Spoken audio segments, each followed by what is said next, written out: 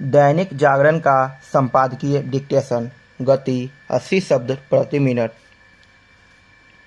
Start.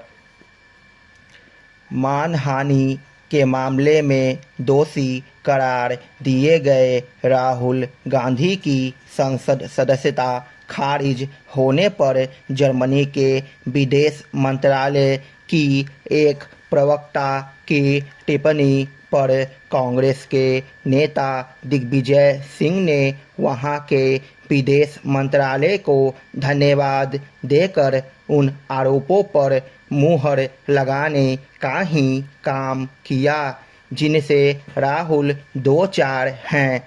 Rahul पर ये आरोप तभी से लग रहे हैं जब से उन्होंने लंदन में यह बयान दिया कि भारत में लोकतंत्र खत्म हो गया है और फिर भी अमेरिका एवं यूरोप बेपरवाह है।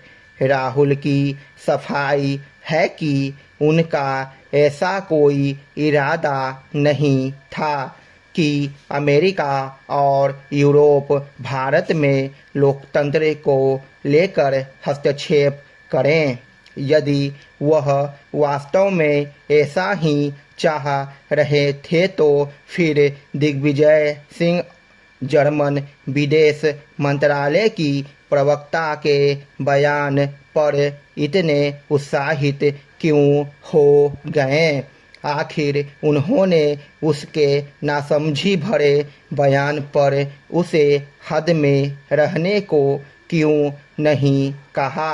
यदि वह ऐसा नहीं कर सकते थे तो कम से कम चुप रहना चाहिए था। अभी तो ऐसा लगता है कि कांग्रेस नेता यह चाह रहे हैं कि भारत में लोकतंत्र की कथित खराब स्थिति को लेकर भारत के देश बोलें। इतने लंबे समय तक सत्ता में रही कांग्रेस को इसका आभास होना चाहिए कि यदि बाहर के देशों को भारत के आंतरिक मामलों में बोलने के लिए प्रेरित किया जाएगा तो इसके नतीजे अच्छे नहीं होंगे। इसकी अनदेखी नहीं की जानी चाहिए कि जर्मन विदेश मंत्रालय की प्रवक्ता की तरह अमेरिकी विदेश मंत्रालय के प्रवक्ता भी यह कह चुके हैं कि अमेरिका राहुल के मामले में नज़र बनाए हुए हैं। भारत सरकार को अमेरिका और फिर जर्मनी की ओर से राहुल गांधी के मामले में टीका टिप्पणी को हल्के में नहीं लेना चाहिए। उसे उचित मंच पर अपनी आपत्ति दर्ज करानी चाहिए और इन देशों को अपनी हद में रहने की हिदायत देनी चाहिए।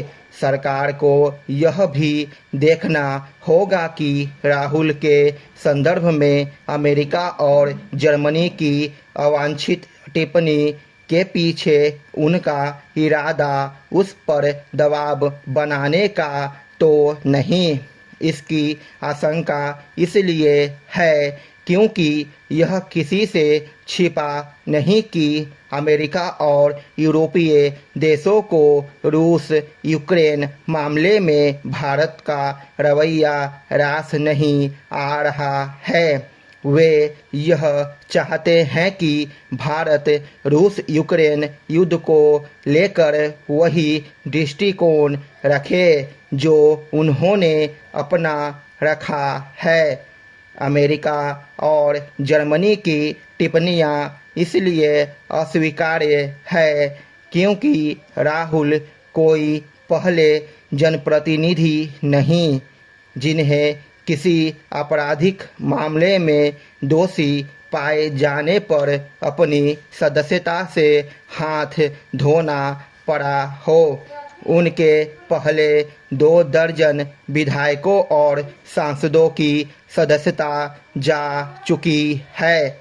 स्पष्ट है कि अमेरिका और जर्मनी को या तो ऐसे मामलों का ज्ञान नहीं या फिर वे जानबूझकर भारत के आंतरिक मामले में हस्तक्षेप करना चाह रहे हैं। जो भी हो, उन्हें भारत को उपदेश देने से बाज आना चाहिए।